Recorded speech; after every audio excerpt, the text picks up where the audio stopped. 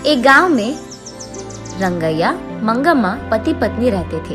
उनका एक सुंदर बेटी भी थी। 2 साल से सूखे के कारण कुएं के पानी सारे सूख जाते हैं और गर्मी की मौसम होने के कारण उसका खेत भी सूख जाता है। उसके सारे पैसे वो खेत में और खेती में गवा देने के कारण उदास होकर रंगैया मंगम्मा से ऐसे कहता है, मंगा, भगवान भला हमसे ऐसे क्यों खेल रहा है।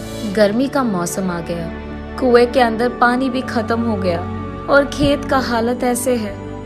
सारे पैसे मक्के में डाल दिया मैंने। ऐसे वो निराश होता है।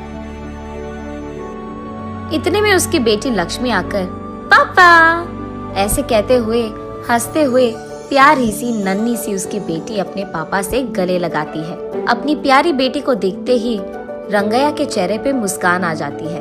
वो उसके सारे दुख भूल जाता है। रंगैया को अपनी बेटी से बढ़कर इस दुनिया में और कुछ नहीं है, लेकिन वो हर वक्त सोचते रहता है कि उसकी बेटी को वो भला ऊंची पढ़ाई कैसे करवाएगा। तब बेटी अपने पापा से, क्या हुआ पापा, आप ऐसे क्यों हो, ऐसे पूछती है। कुछ नहीं बेटा, हमारे खेत में उग रहे मक्के हमारे हाथ नहीं आएंगे, इसी का डर है। कुएं का पानी भी तो सूख गया।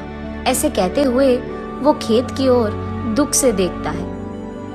तब उसकी बेटी लक्ष्मी, पापा हमें कुछ नहीं होगा, जो भी होगा अच्छा ही होगा, ऐसे वो अपनी प्यारी बातों से कहती है।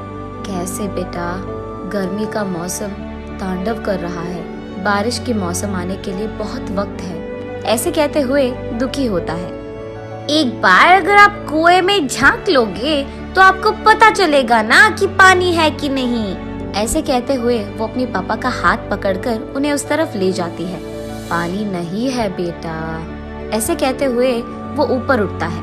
आप कुएं में तो झांको पापा, ऐसे कहती है लक्ष्मी। कहाँ बेटा, ऐसे कहते हुए वो कुएं में झांकता है। कुआं पूरा सूखा रहता है।